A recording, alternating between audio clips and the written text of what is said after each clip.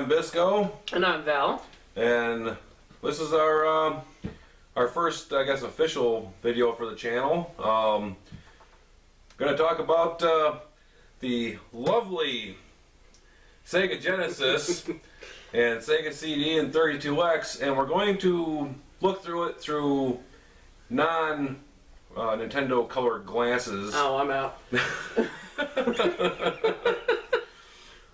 Well, I'm sure many of you have seen some of the AVGN videos and everything else, and oh, it's so cool to rip on the Sega CD and the 32X and everything else, and it's. Let me say, actually, let me put the Nintendo glasses on. This will actually help your point. As a Nintendo person, I sort of drank that Kool-Aid, and it's not that I was anti-Genesis growing up. Nintendo was just what I had as a kid. I wasn't exposed to Sega until a really long time later, like middle school, high school later. So when I first came over to Bisco's place, I didn't even know that they had made a Model 1 Sega CD. I had no idea. I had absolutely zero zilch idea. After hanging out with Bisco for how long?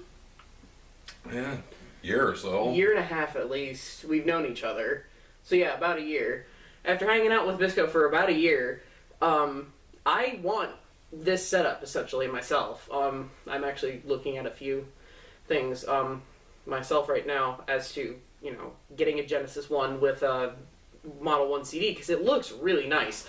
We're used to seeing the kind of like James described it as life support. Yes. Yeah, which is true. The Model 2 does kind of look like life support, but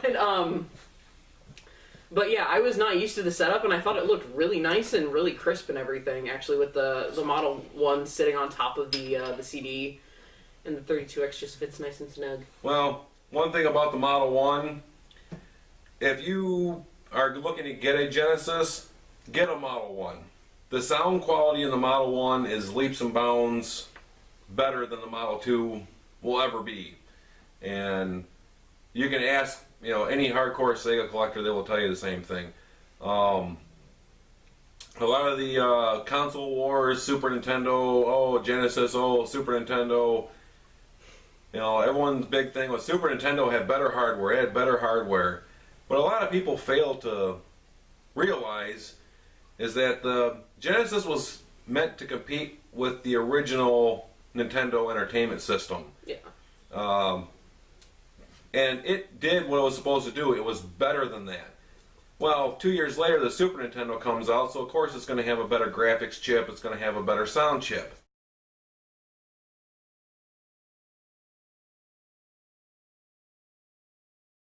Okay, no. So the SNES comes out 2 years later than the Genesis, and people are still going, Sega's Genesis can do what Nintendo don't. So how does Sega reply? They bring out the Sega CD to compete with the Super Nintendo. Better, more storage capability, better sound, 3D graphics, which the Super Nintendo could not do without the FX chip, by the way. And that's what it was meant to do. But Sega got caught in a bit of a trap because even back in the early 90s, there was still the PC gaming master race thing going on, and the top-selling PC games at that time were FMVs. Or really bad green screen ones. Check out Harvester. It's a good PC game, but it's a yeah, well, Myst and things like that. And Sega was following that lead, and it kind of went to their detriment, because by the time they started putting out really good games for the CD, it had a bad reputation. A really bad reputation. And and just it is what it is. Sega, if it wasn't for Sega and the NEC with the PC Engine, the TurboGrafx, you wouldn't have seen the CD generation that happened afterward with the Saturn, the PlayStation, you know, well, Nintendo still on cartridge, but what about the CDI? Oh God. Yeah, that was another Nintendo blunder. But anyway, I say that loving Nintendo with all my heart. But you know, they started the CD revolution. You know, TurboGrafx started it, Sega perfected it, and Sony ran away with it. Yeah, is what happened. But you know, a lot of people don't realize too that Sega was in a lot of times they were too far ahead of their time for their own good. We've talked about this a lot. I know, at least in just sitting there shooting the shit. In that Sega being incredibly ahead of its time was its blessing and its curse. It had a it was very, very influential on how the video game market moved forward. But because it was kind of too far ahead of its own time, it fell flat on its face because people just weren't ready for that kind of thing yet. I would say, I know the Genesis had webability. People don't realize that, but like I would say, pointing to the Dreamcast and like online playability with other people, that didn't become popular until Xbox, right? Yeah, but Dreamcast really was the first mainstream to do that. But and what company made the Dreamcast? Sega. Yep. But they did have the X-band modem on the Genesis, and they also had the Sega channel, where you could stream games to your Genesis and play them for a monthly fee, which Nintendo gladly copied in Japan with their satellite system. And a lot of people give Sega flack for having the add-ons that they had for the Genesis, while completely ignoring that Nintendo did the same thing with the satellite system and the disc system. Granted, the disc system never came out over here, but it was still something that they were doing. So, and speaking of add-ons, we come to the 32X. Which is an ironic piece in itself. Yeah, it is. The irony of the 32X is that it was made to compete with the Atari Jaguar, which the Atari Jaguar would not have been made had Sega not infringed on Atari's copyrights and what have you for the controller ports, because those are exactly the same thing as the Atari 2600 and the 5200. Which I'm sure if you've seen a ton of any reviewer, they can pretty much tell you that you can play any 2600 game with a Genesis controller, which is really, really cool. But that's why that's why it is the way it is because Atari went on a suing spree, and not only with Nintendo but with Sega as well.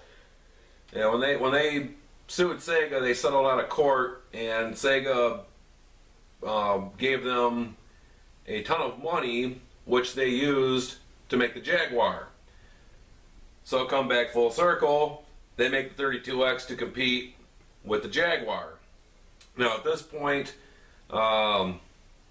if you wanted this whole setup back in the day, you were looking at, for the Model 1 CD, I believe it was about $300. The Genesis was $150 at the time. Then the 32X, when it first came out, when I bought it, it was like $179. So you're looking at how much in today's dollar? Oh, ballpark. Ballpark. You're looking at an $800 system. Yeah. Okay. So you're looking at $800. You're looking at essentially two Xbox Ones, or an Xbox One and a PS4 stacked on top of each other. It got ridiculous. Yes, it got a bad rap in a lot of ways. It deserved it. They were just trying to extend the life of the Genesis until the Saturn came out. You're just stroking it lovingly of this beautiful creature. I have to. This endangered species.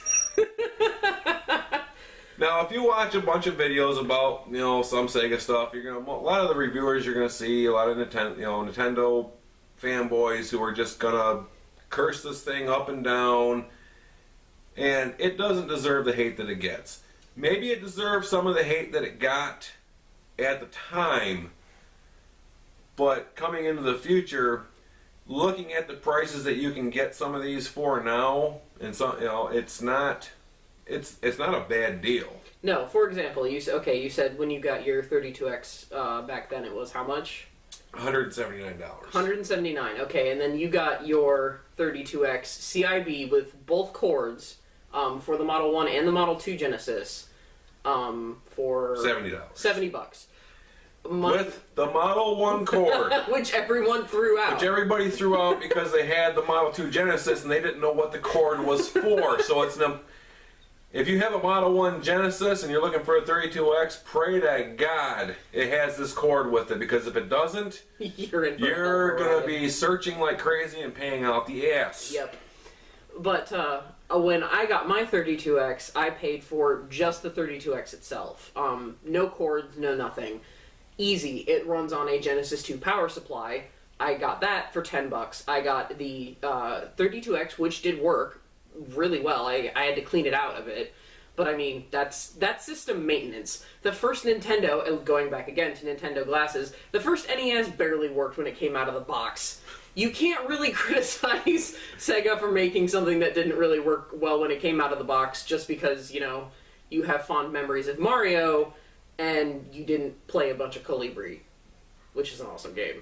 But regardless, I got mine for $30, spent about $10 for the Genesis 2 power supply and about $5 for the cable to hook it up to the Genesis 2. So I spent about $45 on mine, and then I spent about $30 for Knuckles Chaostix, which is the main reason I got a 32X, but as I've discovered, there are many more reasons to get a 32X.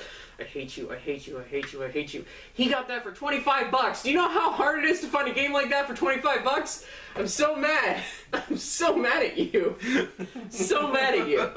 But, so all in all, you paid about $70 for a CIB 32X, which is a really sweet deal. I paid about $75 for to piece it together and for a game. So, I mean, either way, for under $100, you can get a good system. And again, you don't have to buy it CIB. You can sort of piece it together. It's easy to piece it together. It's easier to piece it together if you have a Model 2 Genesis. That's true. I do. I have a Model 2 Genesis. That is very true. But the Model 2s are actually more common than the Model 1s. Yes, they are, because that was the redesign when they lowered the price and started packing Sonic in. Yep. Which is when they started going yeah. full tilt, and it really started selling well. And then people don't know what the Genesis 3 is, essentially. I've had people look at me and go, like, what is that? I'm like, that's the Genesis Model 3. And they're like, there was a Model 3? I was like, yeah, isn't it adorable? It's just so tiny. Yeah, that was made by a Brazilian company, actually. Was it really? Yes. I did not know that. Yeah, they still made Master System games until like 2000 or something like that. That's awesome. Yes, you can find for the Master System games like Mortal Kombat 3. Holy shit. Yes, it's Holy true. Shit. So here's the thing with the I'll go over some of the 32X stuff here. Yeah, let's just go over the 32X since we're here. Again, this is an awesome fucking game. It's Colibri. You play as a hummingbird where you suck pretty much magical pollen, I guess, out of a flower or something, and then you go on a weird acid trip where you just... It's a side shooter with a hummingbird. It's the coolest thing ever. It's a space shooter with puzzles, and you're a hummingbird. It's so cool, guys. And the artwork and the graphics and the music are just, they're fucking great. It's absolutely incredible. Go look up Colibri gameplay. Just look them up. This is one of those games. Sega was great when they had their own console. They were able to experiment and push the envelope, of which they can't do anymore. Boom. Hey.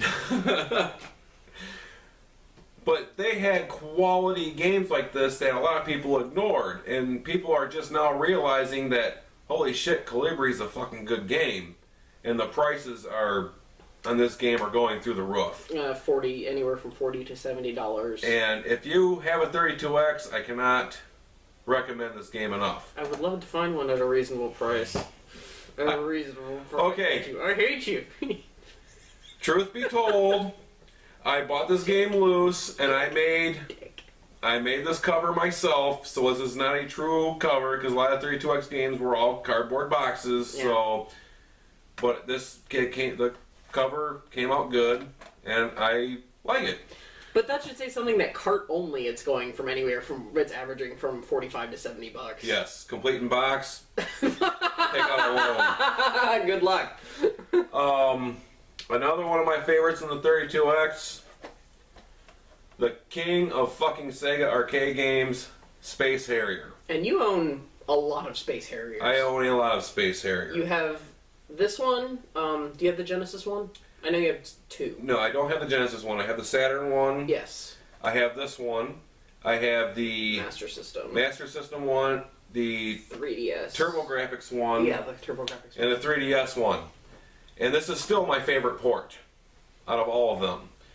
This is the Saturn graphics are a little bit better, but if you want the arcade game, difficulty and everything else, you're not going to get a whole lot better than this. I cannot recommend Space Harrier enough, especially if you're... I'm 41 years old, and Space Harrier was one of the games that when it came out in the arcades, I could not get enough of it. And here I am, 30 years later, I still can't get enough of it. I can't recommend it enough. Sorry, I'm thinking of the Bayonetta thing, where one of the levels was a tribute to Space Harrier. Welcome to my fantasy zone. Welcome to my fantasy zone. Platinum Medal! I was like, of course you would. Of course you would Platinum Medal that. No. I can, if I can add my own thing, because it's my only 32X game. Please do. Well, no, I have two. I have two 32X games I like. But, the Knuckles Chaostix, which a lot of people buy it for, and, honestly, recommendation. The best place to look for 32X care are Sonic fan sites, because people want to fucking play Knuckles Chaostix more than anything in the world. With good reason. It's a great game. It's a really fun game. And it's sort of infamous as like the one Sonic game that got away because it was on a crappy console, but that's not true. For multiple reasons, and I'm not going to dive into that because we could make a whole other episode about that. But, it's sort of infamous as like the one Sonic game that got away. It has a reason for being infamous. Knuckles Chaotix is definitely one that you should keep an eye out for. The teamwork system in it, fantastic. Again, the graphics, the music, the colors, the sound, the everything in it is just incredible, and I really honestly cannot get enough of it. And again, just tip, when I was cleaning out my 32X, I found the best information came from a Sonic fan site. So, they will steer you in the right direction, surprisingly. Again, the 32X in 1994, not worth it. Yeah. Nowadays, man, get one. It's worth it because some of the 32X games never got ported anywhere else. Mm-mm. You're not going to be finding this on the Wii Virtual Console anytime soon. Or never, unfortunately. Or same again with Knuckles Chaotix. It's known as the one that got away. Yeah, you're never going to find it. People are pissed that it was never ported to anything else. Now, one of the things too, if you got the Sega CD with 32X, there are a few games that use all three together. Fahrenheit is one of them. Your Addiction is the another one. What was that? Your Addiction is another one. Yeah, My Addiction. I have a absolutely terrible addiction to this game. It's so cheesy, it's so horrible, but it plays okay. If you like Bill Moseley and you watch the Texas Chainsaw Massacre 2, he's in this.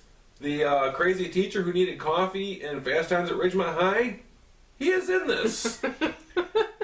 And what the 32X version of this game did is it upgraded the video quality to damn near what the Saturn could put out. Which is really impressive.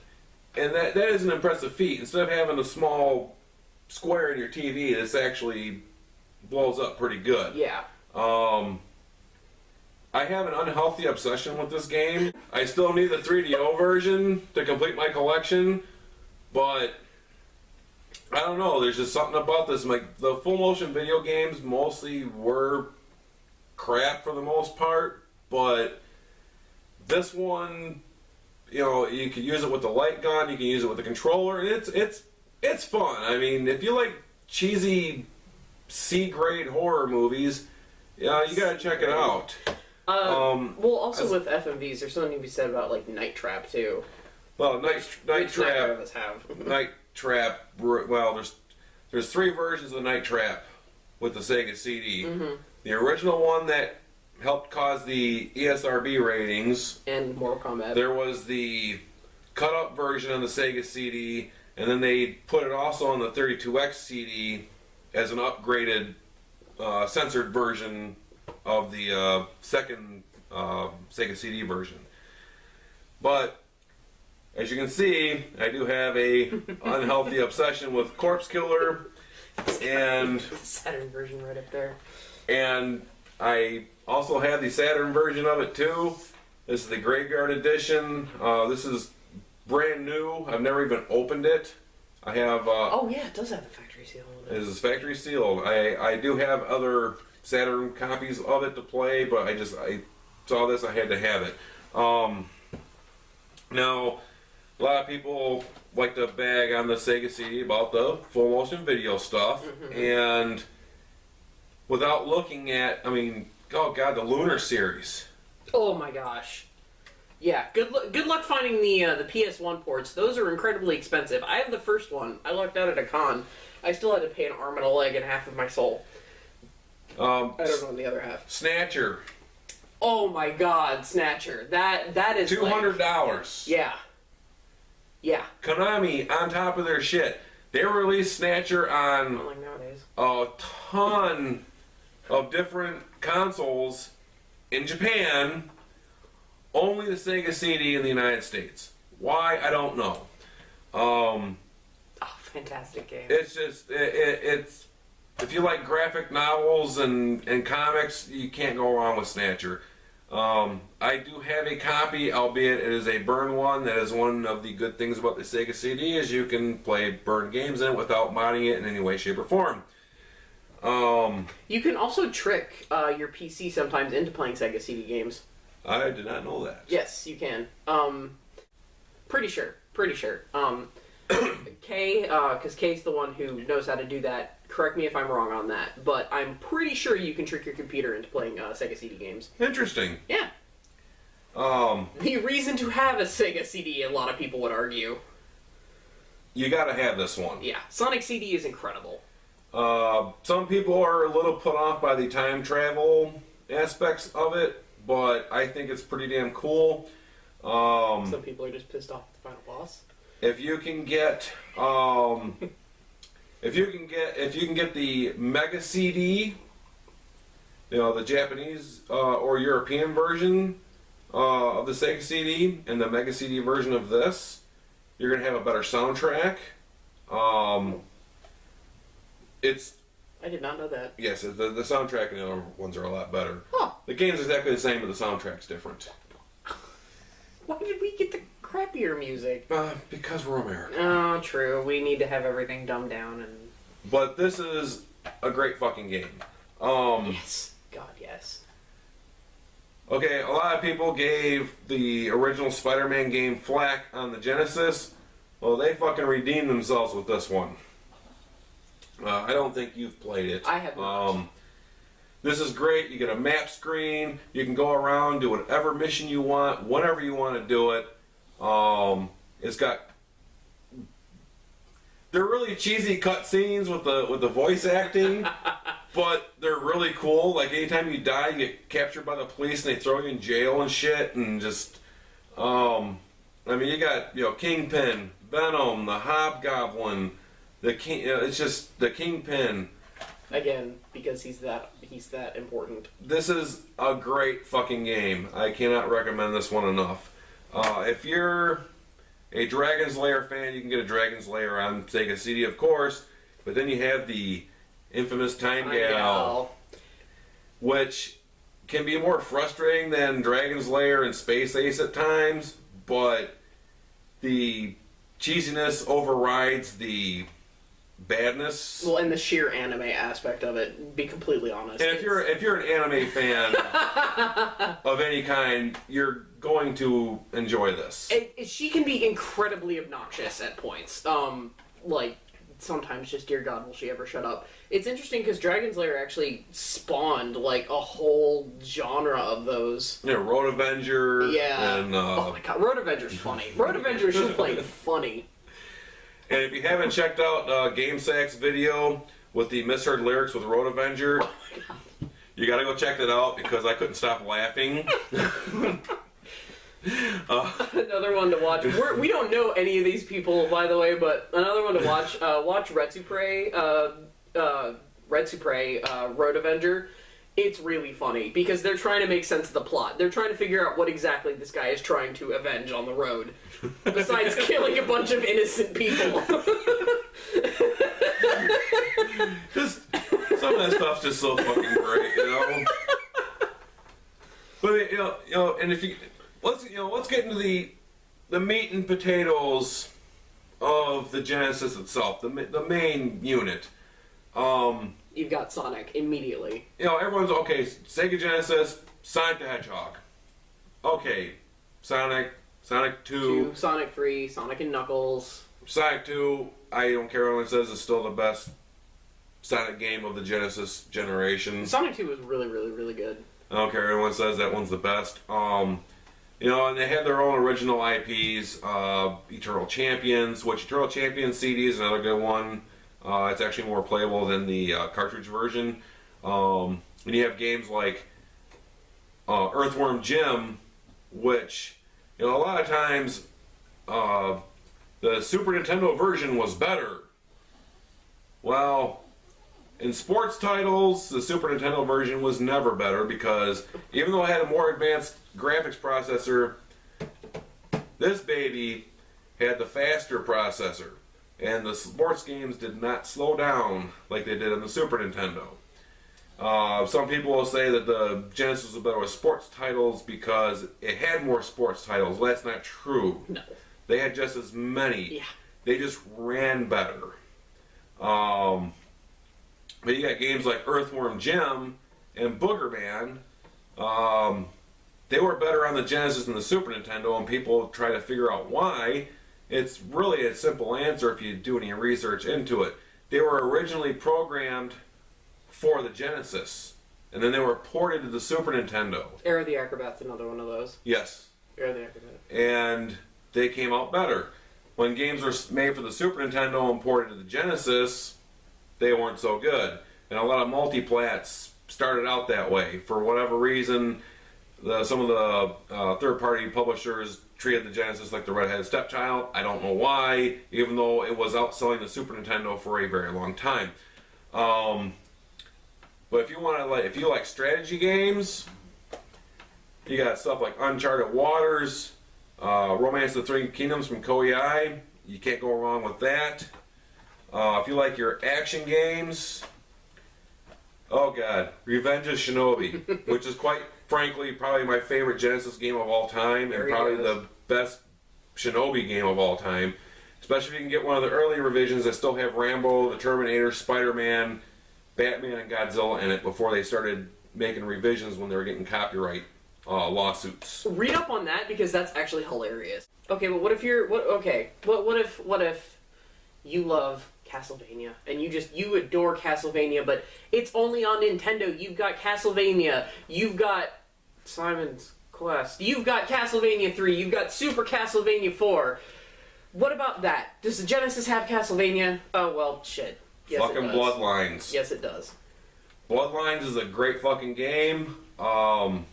Instead of being confined to Transylvania, you're going across Europe. It's got a lot of World War I themes, and it has a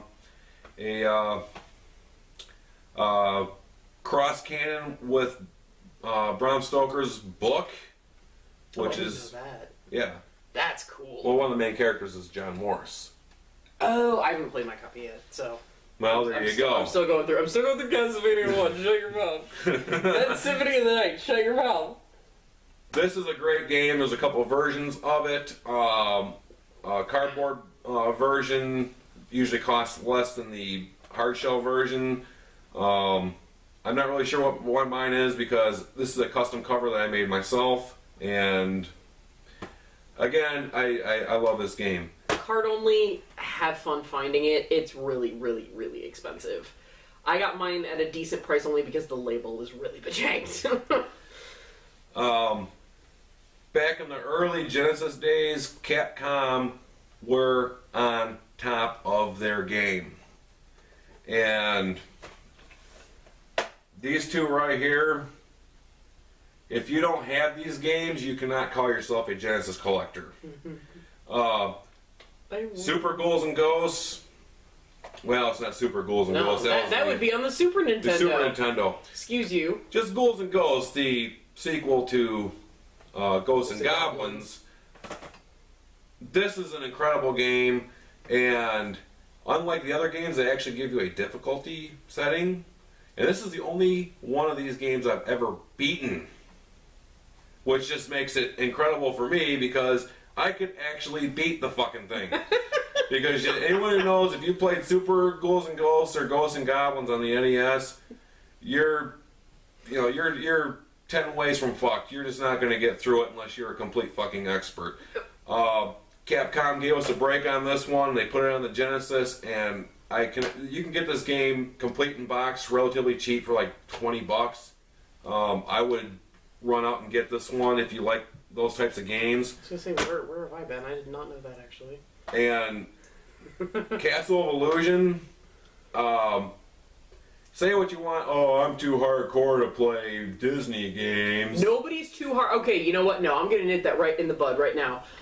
Nobody's too hardcore for Disney. I don't care who you are, how old you are, what gender you are. Nobody's too hardcore for Disney of any kind. You talk smack about Mickey Mouse, I will smack you. I don't care if you're like one of those people like, oh, well, I only play games that have blood and gore and da-da-da-da. You know what? Fuck you. This is an incredible fucking platformer. It is fucking fun. The story is good. And this was one of the first Genesis games. And the graphics are still great. They just did a remake not that long ago. And that is really good. I still prefer the original because it doesn't have all the 2.5D and full 3D first person stuff in it. This is just... this is one you gotta track down. If you like Genesis games and you like platformers, you have to get this. Card only, it's relatively cheap too. It 14 to 25 bucks. Yeah, something like that. Yeah, less than $30. So I mean, I got mine in the box for 30, I think. I got mine for card only for around 15. So this is looking at the Genesis through impartial eyes. Yes, I am Super Sega fan, yeah. But I also own a lot of Nintendo stuff. I own TurboGrafx. I own 3DO. I own a lot of different stuff. And do I prefer old Sega stuff over everything else? Yes, I do. But I was never so stuck in myself that I had to, I will never play Nintendo. No. Super Nintendo had some fucking awesome games too. But I just feel the 32X and the Sega CD have gotten far too much hate for far too long from people who watch videos who only see characters who are supposed to hate things and not actually, putting forth true facts and opinions. Yes, there are some shit games on the Sega CD. I will never say that there aren't. But there's some shit games on the Super Nintendo. There are shit games on every system. There's shit games on there's always shovelware out there. Yeah. Literally. If you look for it, I'm telling you, get a Sega CD. Hell, don't even buy the damn games. Just fucking burn them. And try some of them out. You will be amazed at how good that system really was. And with that, we're about running out of time. Yep. I'm Bisco. And I'm Val. With OBS Retro Gamers, and this is our first video together, and thank you for watching. Yep, have a good one, guys.